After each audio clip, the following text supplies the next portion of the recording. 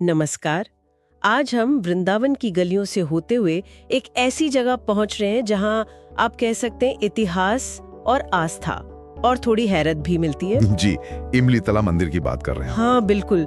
हमारे पास जो जानकारी है वो एक लेख से आई है जिसमें इस जगह से जुड़ी कुछ बहुत खास कहानियां बताई गई हैं। और हमारा मकसद यही है कि इमली तला इतना प्रसिद्ध क्यों है, ये समझें। खास तौर पर वो जो इमली का पेड़ है वहाँ, उससे जुड़ी कहानियां। उसमें वो राधा रानी के श्राप वाली बात भी है। हाँ, मुख्य रूप से वही वो सबसे ज्यादा ध्यान खींचती है। तो चलिए फिर इस रहस्य को थोड़ा और करीब से जानते हैं। सोचिए जरा, वृंदावन में एक ऐसा पेड़ जिसे खुद राधा रानी ने श्राप दिया हो और जिसके फल आज तक नहीं पकते। है ना कमाल की बात। चलिए इसी कहानी की तह तक चलते हैं। तो ये मंदिर कहाँ है? ठीक वृंदावन में यमुना जी के पास। हाँ, यमुना किनारे जुगल घाट के नजदीक बताया जाता है इसे। और इसकी उम्र कोई 100-200 साल नहीं, कहते हैं ये जगह तो 5,500 साल से भी ज्यादा पुरानी है। बिल्कुल। और उसी प्राचीनता का सबूत है वो इमली का पेड़ जो आज भी मंदिर के अंदर मौजूद है। तो ये श्राप वाली कहानी ये द्वापर युग की है। जी हाँ। मतलब कृष्ण राधा के समय की। जी हाँ, उसी समय की। कहते हैं उस युग में ये पेड़ खूब फलता था, पकी हुई खट्टी मीठी इमलियों से लदा रहता था। और कहानी ये है कि एक बार राधा रानी यमुना में स्नान करके पूरा श्रृंगार वगैरह करके तैयार होकर इस पेड़ के नीचे से जा रही थी जी। और तभी ऊपर से एक पकी हुई इमली गिरी। और गिरी भी कहाँ, ठीक उनके पैर के नीचे। तो वो फिसल गई। हाँ, पैर पड़ा और वो फिसल कर गिर पड़ी। इससे तो सारा श्रृंगार खराब हो गया होगा। बिल्कुल।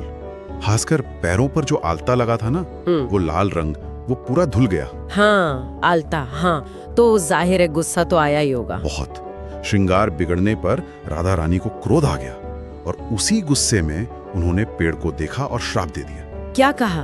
कि जा, तेरे फल कभी पकेंगे ही नहीं। और क्या ये सच में हुआ? मतलब आज तक फल नहीं पकते? मान्यता तो यही कहती है कि उस दिन से आज तक ब्रज भूमि के इस खास पेड़ पर इमली लगती जरूर है, पर पकती कभी नहीं।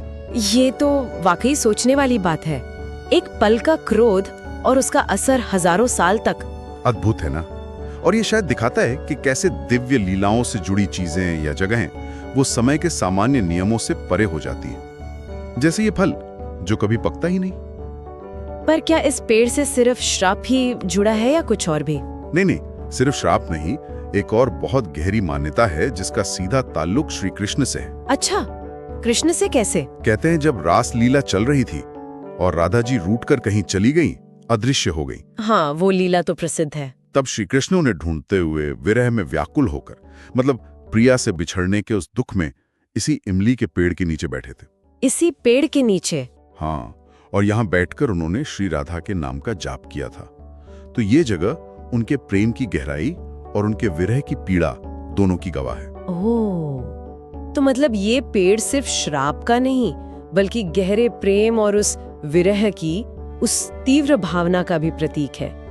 एक ही जगह पर इतने अलग अलग भाव। बिल्कुल। और यही बात इस स्थान को भक्ति की नजर से और भी खास बना देती है। विरह भाव भक्त को भगवान के और नजदीक लाता है, ऐसा मानते हैं। और क्या चैतन्य महाप्रभु का भी कोई संबंध है इससे? मैंने कहीं पढ़ा था। हाँ बिल्कुल है।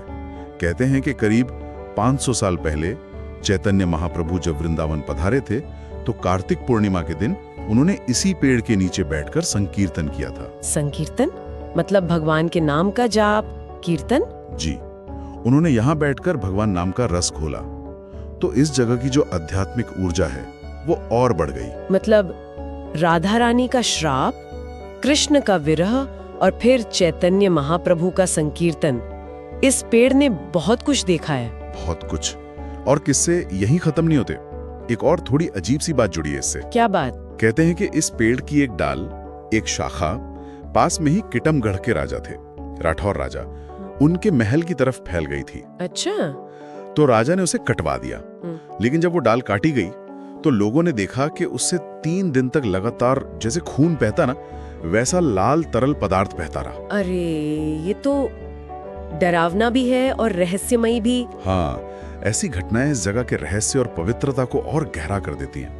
लगता है जैसे पेड़ में जान हो। वाकई, जैसे कोई साधारण पेड़ न होकर कोई कोई जीवित सट्टा हो जिसमें इतनी यादें, इतनी शक्तियां हो। शायद इसीलिए बाद में इसी पेड़ के पास एक और इमली का पेड़ लगाया गया, प्रतीकात्मक रूप से, शायद मूल पेड़ के सम्मान में। और मंदिर की दीवारों पर भी शायद कुछ चित्र वगैरह बने हैं। हाँ, मंदिर की दीवारों पर इमली तला घाट की इन कहानियों को, इन लीलाओं को चित्रों के जरिए दिखाया गया है, ताकि जो भक्त आएं वो इन कथाओं से जुड़ सकें। तो आज भी ये जगह भक्तों के लिए उतनी ही अहमियत रखती है? निश्चित रूप से आज भी ये मंदिर भक्तों के लिए एक, आप कह सकते हैं, जीती जागती आस्था का केंद्र है। लोगों का विश्वास है कि चैतन्य महाप्रभु, श्री राधा गोपीनाथ जी, निताई गौर, ये सब आज भी किसी न किसी रूप में इमली तला मंदिर में वास करते हैं।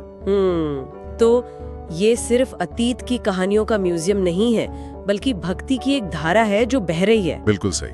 तो अगर हम सार देखें तो इमली तला का ये पेड़ सिर्फ एक पेड़ नहीं है, ये राधा रानी का श्राप, कृष्ण का विरह, चैतन्य महाप्रभु की भक्ति और न जाने कितनी ही और लोक कथाओं का एक जिंदा प्रतीक है।